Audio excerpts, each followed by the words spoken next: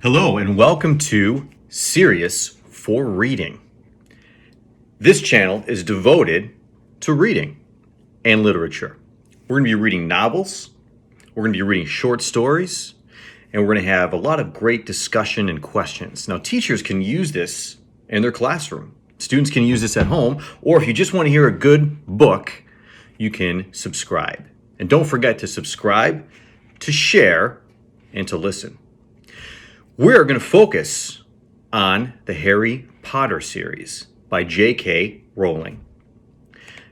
This is Year 1, Book 1, which is what we're going to be starting with. This is a wonderful illustration by Mary Grandpré. We're going to start reading right now. First, I want to introduce you to a friend of mine. This is the Sorting Hat. Now, for those of you that don't know what the Sorting Hat is, you will if you keep listening. Try me on, and I will tell you where you ought to be. Cool. Chapter 1 is The Boy Who Lived. Mr. and Mrs. Dursley of number 4, Privet Drive, were proud to say that they were perfectly normal. Thank you very much.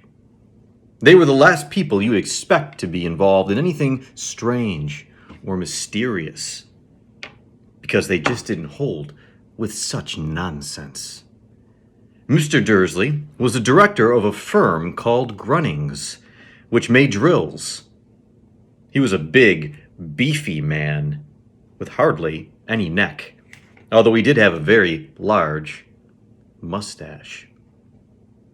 Mrs. Dursley was thin and blonde and had nearly twice the usual amount of neck, which came in very useful as she spent so much of her time craning over garden fences, spying on the neighbors. The Dursleys had a small son called Dudley, and in their opinion, there was no finer boy anywhere. The Dursleys had everything they wanted, but they also had a secret, and their greatest fear was that somebody would discover it. They didn't think they could bear it if anyone found out about the Potters. Mrs. Potter was Mrs. Dursley's sister, but they hadn't met for several years. In fact, Mrs. Dursley pretended she didn't have a sister, because her sister and her good-for-nothing husband were as un-Dursleyish as it was possible to be. The Dursleys shuddered to think what the neighbors would say if the Potters arrived in the street. The Dursleys knew that the Potters had a small son too, but they had never even seen him. This boy was another good reason for keeping the Potters away. They didn't want Dudley mixing with a child like that. When Mr. and Mrs. Dursley woke up on the dull, gray Tuesday, our story starts. There was nothing about the cloudy sky outside to suggest that strange and mysterious things would soon be happening all over the country. Mr. Dursley hummed as he picked out his most boring tie for work, and Mrs. Dursley gossiped away happily as she rustled a screaming Dudley into his high chair. None of them noticed a large tawny owl flutter past the window. At 8:30, Mr. Dursley picked up his briefcase, pecked Mrs. Dursley on the cheek, and tried to kiss Dudley goodbye, but missed, because Dudley was now having a tantrum and throwing his cereal at the walls. "Little tyke," chortled Mr. Dursley as he left the house. He got into his car and backed out of number 4's drive. It was something on the corner of the street that he noticed the first sign of something peculiar. A cat reading a map. For a second, Mr. Dursley didn't realize what he had seen. Then he jerked his head around to look again. There was a tabby cat standing on the corner of Privet Drive, but there wasn't a map in sight. What could he have been thinking of? It must have been a trick of the light. Mr. Dursley blinked and stared at the cat. It stared back.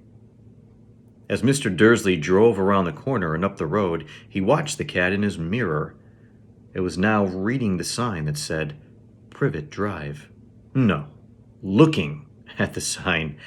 Cats couldn't read maps or signs. Mr. Dursley gave himself a little shake and put the cat out of his mind. As he drove toward town, he thought of nothing except a large order of drills he was hoping to get that day. But on the edge of town, drills were driven out of his mind by something else. He sat in the unusual morning traffic jam. He couldn't help noticing that there seemed to be a lot of strangely dressed people about. People in cloaks. Mr. Dursley couldn't bear people who dressed in funny clothes. The get-ups he saw in young people. He supposed this was some stupid new fashion. He drummed his fingers on the steering wheel, and his eyes fell on a huddle of these weirdos standing close by. They were whispering excitedly together. Mr. Dursley was enraged to see that a couple of them weren't young at all. Why, the man had to be older than he was and wearing an emerald green cloak. The nerve of him. But then it struck Mr. Dursley that this was probably some silly stunt. These people were obviously collecting for something. Yes, that would be it. The traffic moved on, and a few minutes later, Mr. Dursley arrived in the Grunnings parking lot, his mind back on the drills. Mr. Dursley always sat with his back to the window in his office on the 9th floor. If he hadn't, he might have found it harder to concentrate on drills that morning. He didn't see the owls swooping past in broad daylight, though people down in the street did. They pointed and gazed open-mouthed as owl after owl sped overhead. Most of them had never seen an owl even at nighttime. Mr. Dursley, however, had a perfectly normal owl-free morning. He yelled at 5 different people. He made several important telephone calls and shouted a bit more. He was in a very good mood until lunchtime, when he thought he'd stretch his legs and walk across the road to buy himself a bun from the bakery. He'd forgotten all about the people in cloaks until he passed a group of them next to the baker's. He eyed them angrily as he passed.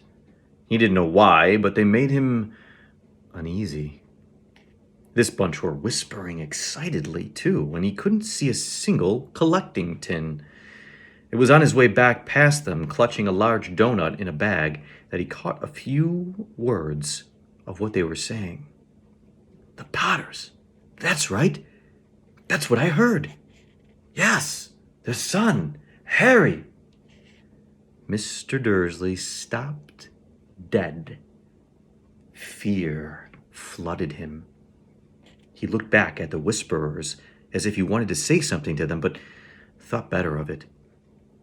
He dashed back across the road, hurried up to his office, snapped at his secretary not to disturb him, seized his telephone, and had almost finished dialing his home number when he changed his mind. He put the receiver back down and stroked his mustache, thinking. No, he was being stupid. Potter wasn't such an unusual name. He was sure there were lots of people called Potter who had a son called Harry. And come to think of it, he wasn't even sure his nephew was called Harry. He'd never even seen the boy. It might have been Harvey or Harold. There was no point in worrying Mrs. Dursley. She always got so upset at any mention of her sister. He didn't blame her if he'd had a sister like that. But all the same, those people in cloaks. He found it a lot harder to concentrate on drills that afternoon, and when he left the building at 5 o'clock, he was still so worried that he walked straight into someone just outside the door. "Sorry," he grunted, as the tiny old man stumbled and almost fell. It was a few seconds before Mr. Dursley realized that the man was wearing a violet cloak. He didn't seem at all upset at being almost knocked to the ground. On the contrary, his face split into a wide smile, and he said in a squeaky voice that made passers-by stare, "Don't be sorry, my dear sir, for nothing could upset me today. Rejoice, for you know who has gone at last. Even muggles like yourself should be celebrating this happy, happy day." And the old man hugged Mr. Dursley around the middle and walked off. Mr. Dursley stood rooted on the spot. He had been hugged by a complete stranger. He also thought he had been called a muggle, whatever that was. He was rattled. He hurried to his car and set off for home, hoping he was imagining things, which he had never hoped before, because he didn't approve of imagination. As he pulled into the driveway of number 4, the first thing he saw, and it didn't improve his mood, was the tabby cat he'd spotted that morning. It was now sitting on his garden wall. He was sure it was the same one. It had the same markings around its eyes. "Shoo!" said Mr. Dursley loudly. The cat didn't move. He just gave him a stern look. Was this normal cat behavior? Mr. Dursley wondered. Trying to pull himself together, he let himself into the house. He was still determined not to mention anything to his wife. Mrs. Dursley had a nice, normal day. She told him over dinner all about Mrs. Next Door's problems with her daughter and how Dudley had learned a new word, won't. Mr. Dursley tried to act normally. When Dudley had been put to bed, he went into the living room in time to catch the last report on the evening news. And finally, bird watchers everywhere have reported that the nation's owls have been behaving very unusually today. Although owls normally hunt at night and are hardly ever seen in the daylight, there have been hundreds of sightings of these birds flying in every direction since sunrise. Experts are unable to explain why the owls have suddenly changed their sleeping pattern. The newscaster allowed himself a grin. Most mysterious. And now, over to Jim McGuffin with the weather. Going to be any more showers of owls tonight, Jim? Well, Ted, said the weatherman, I don't know about that, but it's not only the owls that have been acting oddly today. Viewers far apart as Kent, Yorkshire, and Dundee have been phoning in to tell me that instead of the rain I promised yesterday, they've had a downpour of shooting stars. Perhaps people have been celebrating Bonfire Night early. It's not until next week, folks, but I can promise a wet night tonight. Mr. Dursley sat frozen in his armchair. Shooting stars all over Britain? Owls flying by daylight? Mysterious people in cloaks all over the place. And a whisper about the Potters. Mrs. Dursley came into the living room, carrying 2 cups of tea. It was no good. He'd have to say something to her. He cleared his throat nervously. Petunia, dear, you haven't heard from your sister lately, have you? As he had expected, Mrs. Dursley looked shocked and angry. After all, they normally pretended she didn't have a sister. No, she said sharply. Why? Funny stuff on the news, Mr. Dursley mumbled. Owls, shooting stars, a lot of funny-looking people in town today. So? Snapped Mrs. Dursley. Well, I just thought maybe it was something to do with, her crowd. Mrs. Dursley sipped her tea through pursed lips. Mr. Dursley wondered whether he dared tell her he heard the name Potter. He decided he didn't dare. Instead, he said, as casually as he could, Their son. He'd be about Dudley's age now, wouldn't he? I suppose so, said Mrs. Dursley stiffly. What's his name again? Howard, isn't it? Harry. Nasty common name, if you ask me. "Oh, yes," said Mr. Dursley, his heart sinking horribly. "Yes, I quite agree." He didn't say another word on the subject as they went upstairs to bed. While Mrs. Dursley was in the bathroom, Mr. Dursley crept to the bedroom window and peered down into the front garden. The cat was still there. It was staring down Privet Drive as though it were waiting for something. Was he imagining things? Could all this have anything to do with the Potters? If it did, if it got out that they were related to a pair of... well, he didn't think he could bear it. The Dursleys got into bed. Mrs. Dursley fell asleep quickly, but Mr. Dursley lay awake, turning it all over in his mind. His last comforting thought before he fell asleep was that even if the Potters were involved, there was no reason for them to come near him and Mrs. Dursley. The Potters knew very well what he and Petunia thought about them and their kind. He couldn't see how he and Petunia could get mixed up in anything that might be going on. He yawned and turned over. It couldn't affect them. How very wrong he was. Mr. Dursley might have been drifting into an uneasy sleep, but the cat on the wall outside was showing no sign of sleepiness. It was sitting as still as a statue, its eyes fixed unblinkingly on the far corner of Privet Drive. It didn't so much as quiver when a car door slammed on the next street, nor when two owls swooped overhead.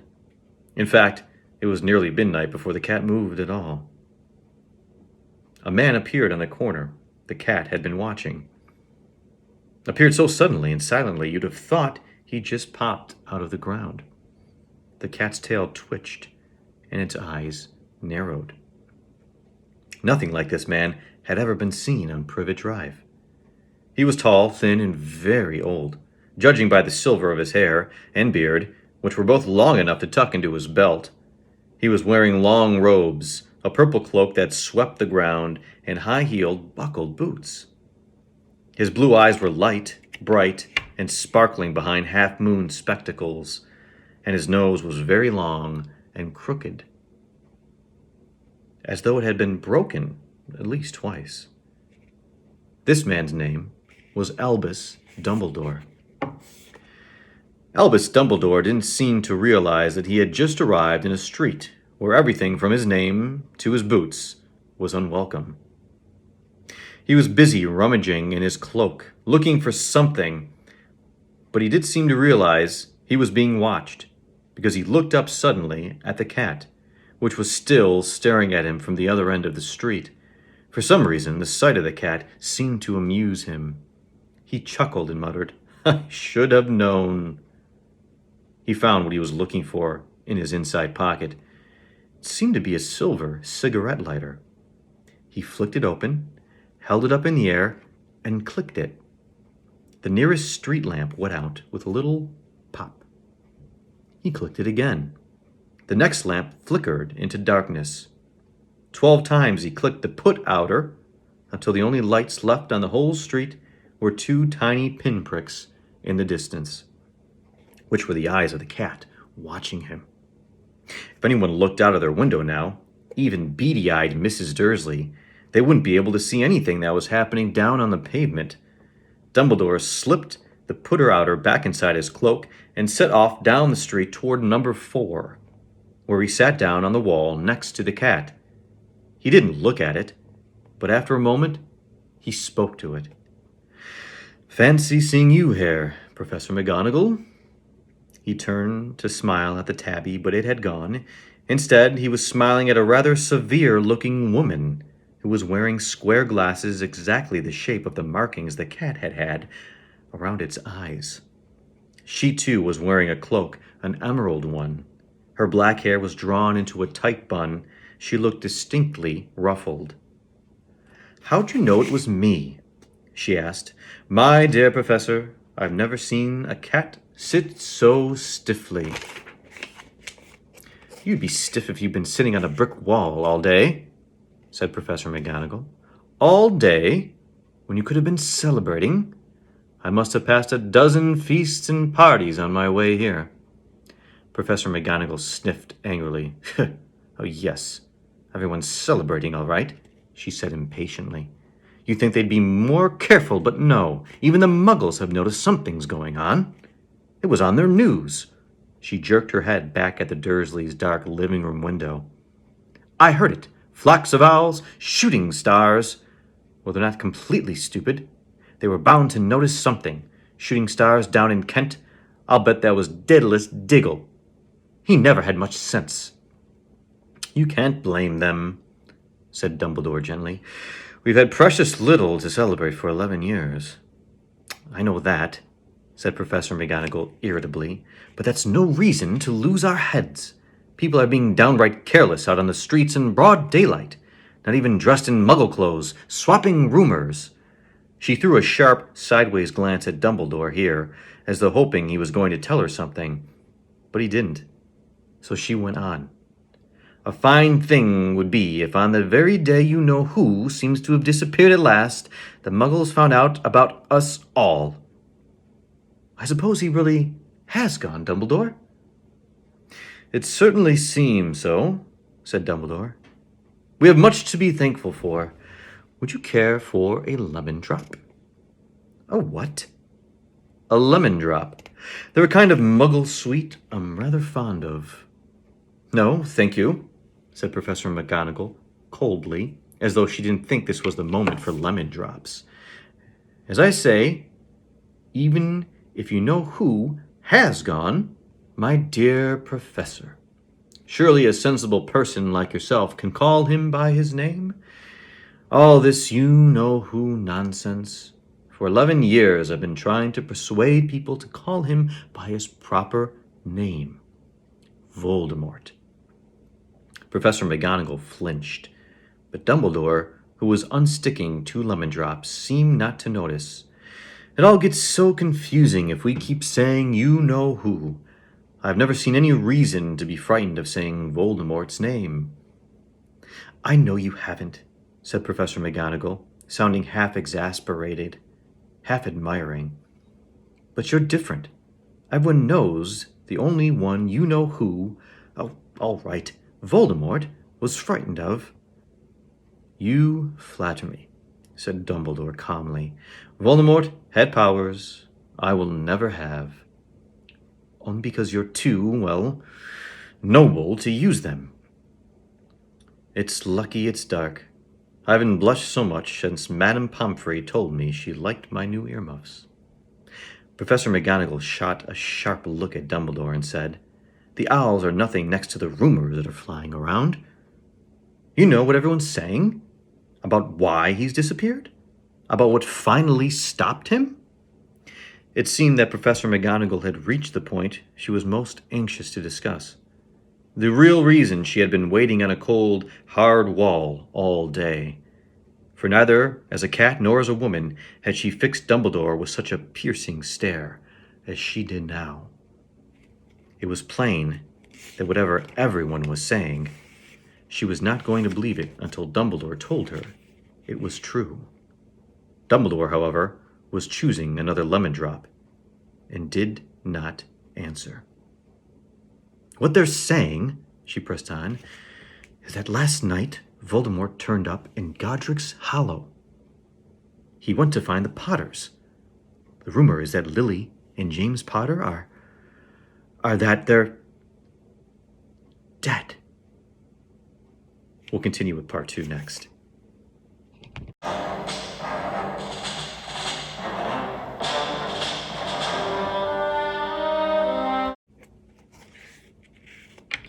Chapter 1, The Boy Who Lived, Part 2.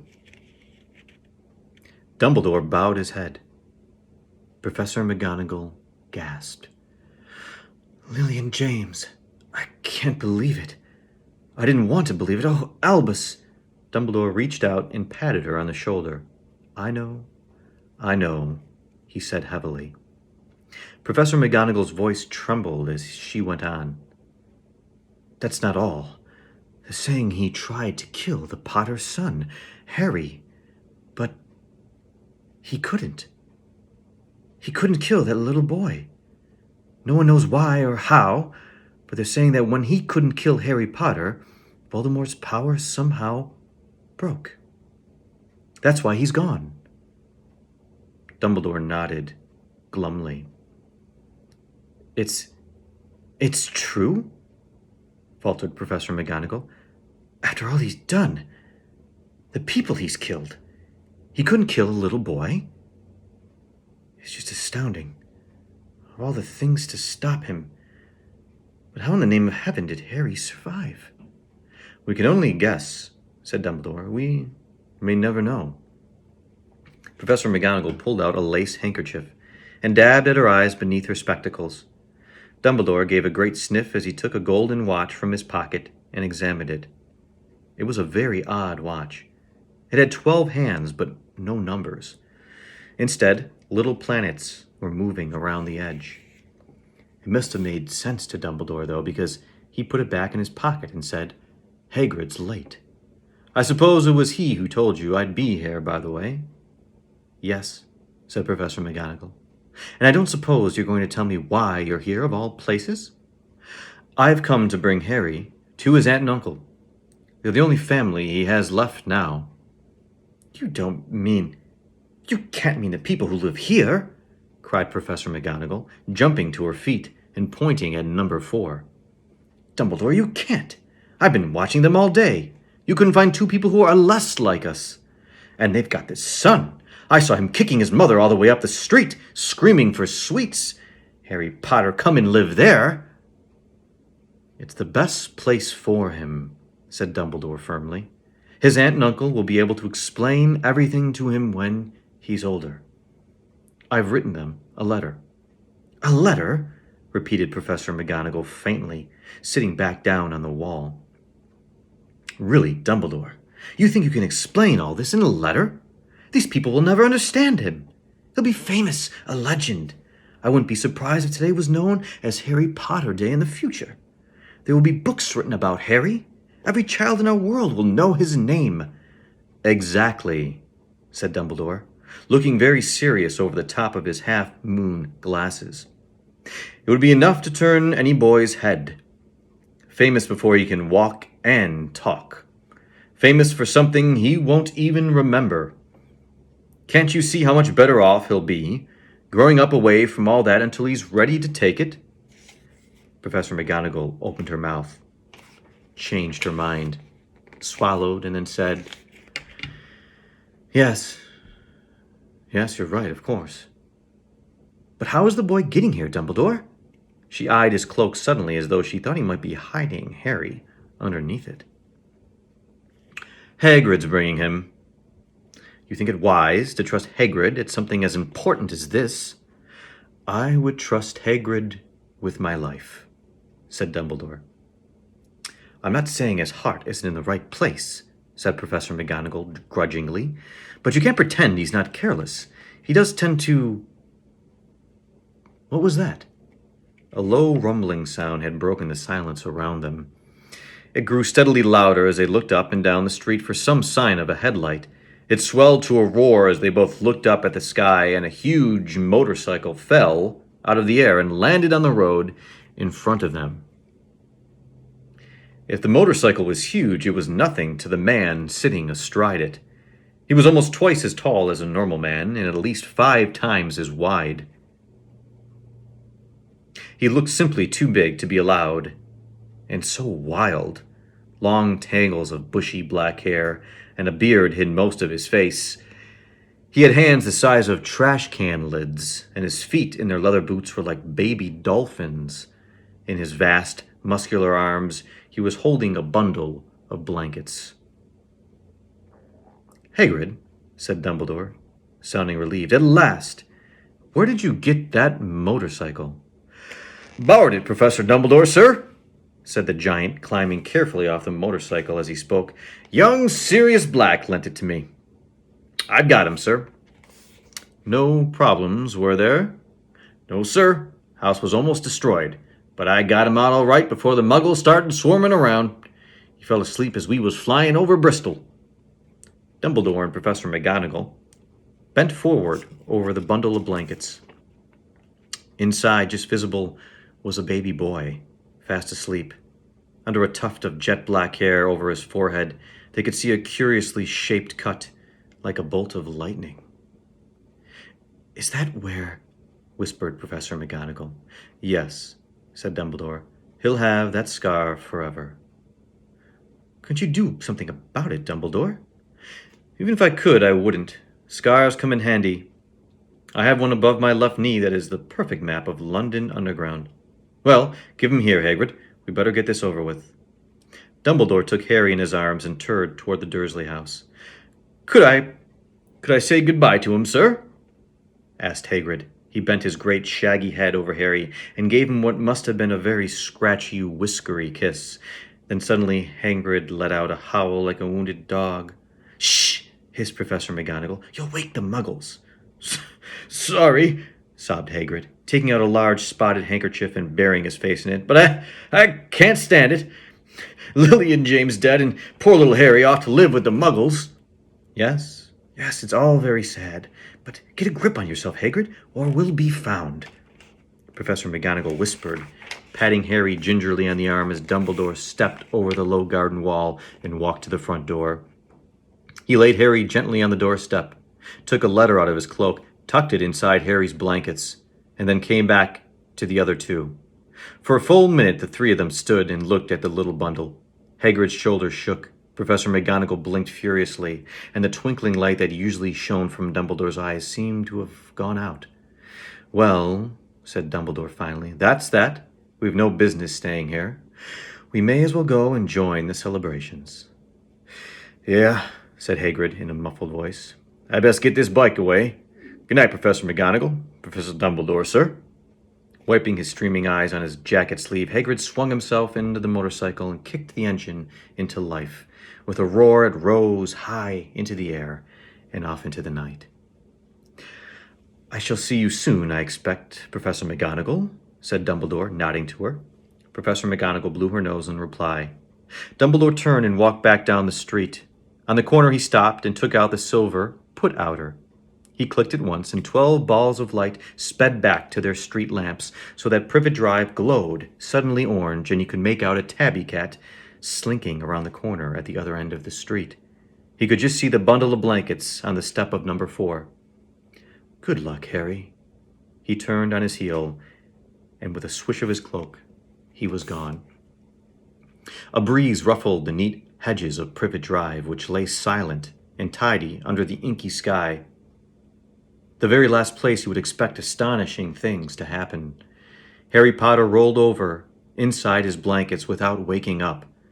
One small hand closed on the letter beside him as he slept on, not knowing he was special, not knowing he was famous, not knowing he would be woken in a few hours' time by Mrs. Dursley's scream as she opened the front door to put out the milk bottles, nor that he would spend the next few weeks being prodded and pinched by his cousin Dudley. He couldn't know that at that very moment, people meeting in secret all over the country were holding up their glasses and saying in hushed voices, "To Harry Potter, the boy who lived." That's the end of Chapter 1 of Harry Potter and the Sorcerer's Stone. Something to think about after we just finished this chapter. What will the Dursleys' reaction be when they find Harry Potter sitting on their doorstep? How do you think Harry will fit in with the Muggles? Think about it. Like, post questions or comments below.